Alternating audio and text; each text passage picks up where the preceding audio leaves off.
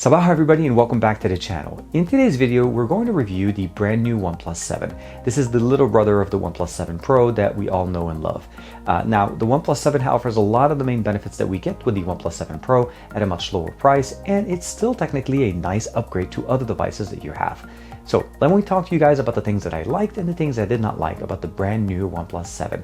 This is TK, let's check it out.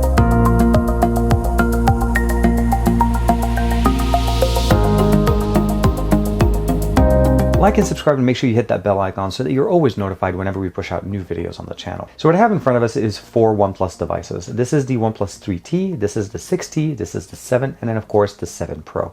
The 7 Pro is by far the best OnePlus device that we have to date. It has the big display, the QHD display, the triple camera setup in the back, as well as the pop-up camera for the front, a big notchless display. Now, at the same time, the OnePlus announced the OnePlus 7 in specific markets. So basically Asian market, Indian market, as well as I think Middle East, and areas in Europe as well, if I'm not mistaken. Not in the US, that's one thing.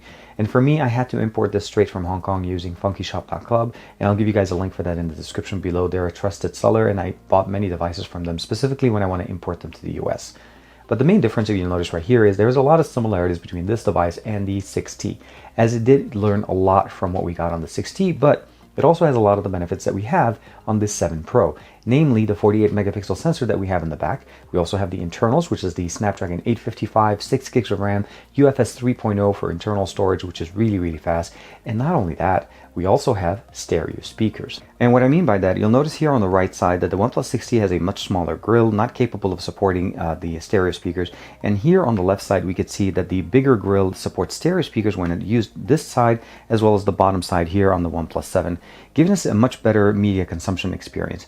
Now, both the 6T and, let's go ahead and unlock it, both the 6T and the 7 have that water drop notch, although for some reason, if you look at the bottom here, when we look at the bezels, it seems like the OnePlus 7 does actually have slightly smaller bezels when it comes down to this. Both of these devices support in-display fingerprint sensor, although the one on the 7 is the same one that we have on the OnePlus 7 Pro, which is a lot faster. And you can definitely see here, unlocking and locking is just ridiculously fast. Last thing I want to mention to you guys, of course, is as I ran the benchmark before, the Android bench here just basically shows you exactly how the device runs, and it is extremely fast using the UFS 3.0 built in here.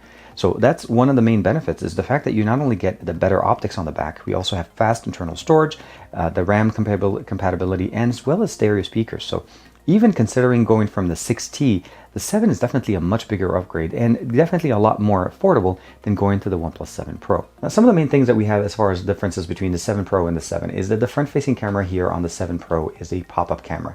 So let's go ahead and swipe it up, and I'll go ahead and switch it. And you notice there's that mechanism that takes it up and brings it down. And on the OnePlus 7, we don't. We have pretty much the same thing. It's an in-display dewdrop notch, for the lack of a better term, right under that earpiece that's on the top. The main difference, of course, is that now on the back, we only have still one sensor. The secondary one, that 5 megapixel sensor, is mostly there for assistance. So it's not really being used. So when you turn on the camera, and let's say here's the back sensor, I'll go ahead and just put my finger on the top sensor right there, you know, and it doesn't really do much. And you can double check, go in, you still have that zooming option. But of course, if I cover the bottom one, that's the sensor, and that takes away the images. That's just one thing you want to keep in mind. Images on this device, though, look pretty good, although on the saturated side, and I went to the Japanese gardens with my son a couple of days ago, and it was just absolutely fantastic with the images we're able to get. And I'm showing you guys real quick here, a quick sample of some of those images. Portrait photography looks really good. Again, a little bit saturated for what the actual colors or the true colors were, but I think that they can definitely work on this and improve the colors with a nice update, as they've been doing that ever since the actual device was released. Horsepower, again, the Snapdragon 855, this is going to handle everything and anything that you can throw at it. I've been able to basically play AAA games, Fortnite, and as well as, you know, PUBG and other games.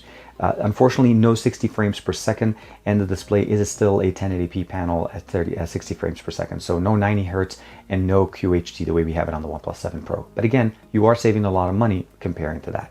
But as far as, you know, consuming media, Netflix and so on, we do have the ability of using HD, as well as in the US, even though this is an imported version, I did get LTE connectivity, and I was able to get pretty good speeds on the OnePlus 7. So the device does support US bands if you're considering bringing it in.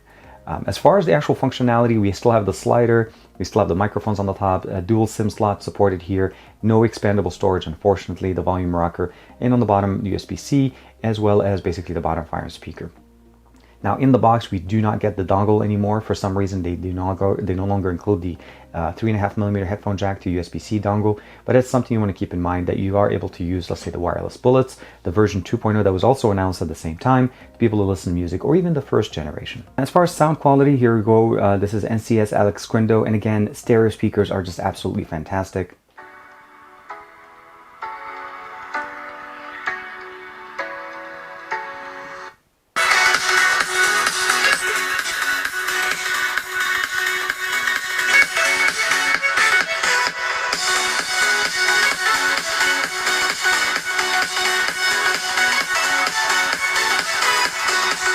So again, very loud, very nice, and very clear. You're not going to be disappointed with the image qualities as well as the video quality that we get here. And speaking of video, let's go ahead and do a quick front-facing and back-facing video image. The back-facing sensor will provide us great images. It's a 48 megapixel sensor that's capable of providing us 1080p, 4K, all the way up to 60 frames per second. And of course, we can still use actually the sensor if you want to go into the Pro mode to be able to take basically full 48 megapixel sensor images.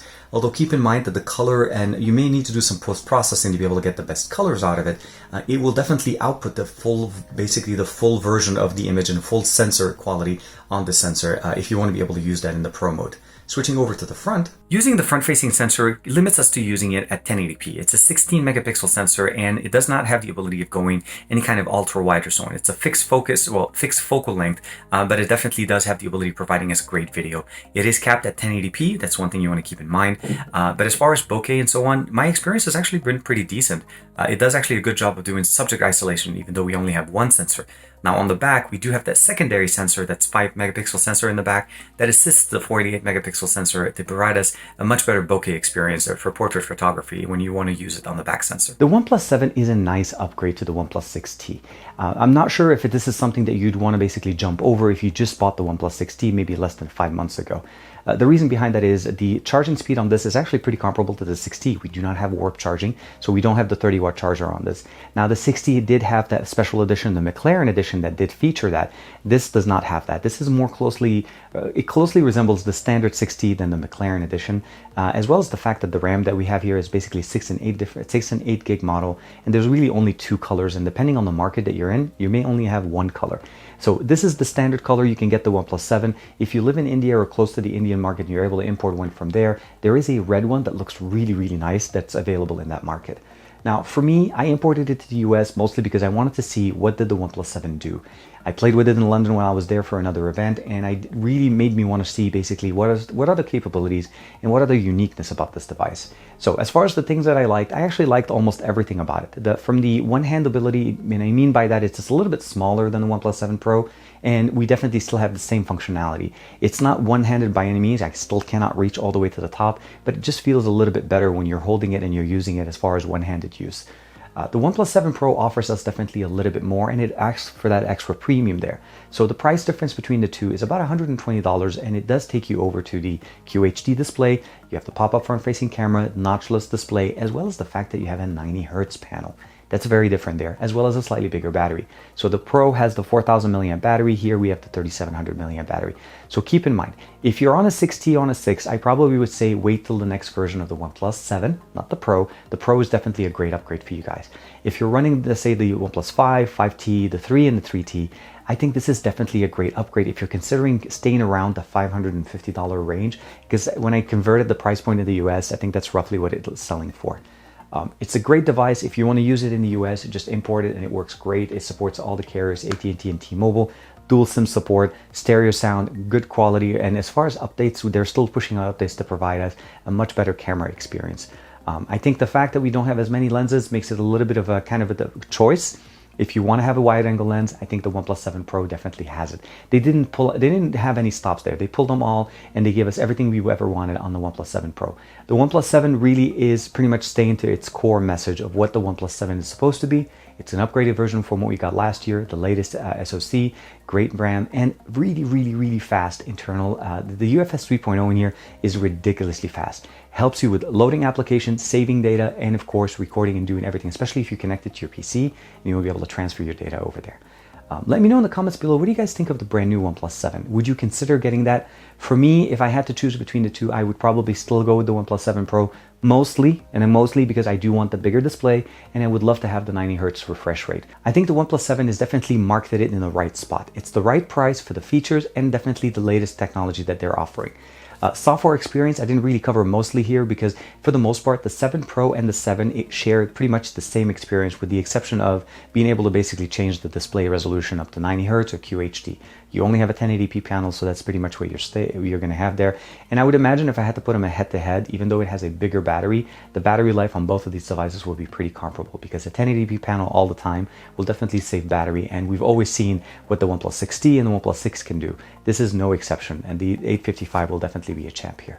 Let me know again in the comments below, like and subscribe as usual. Thank you very much for the support, and if you're new to the channel, welcome. I'll see you guys in the next video.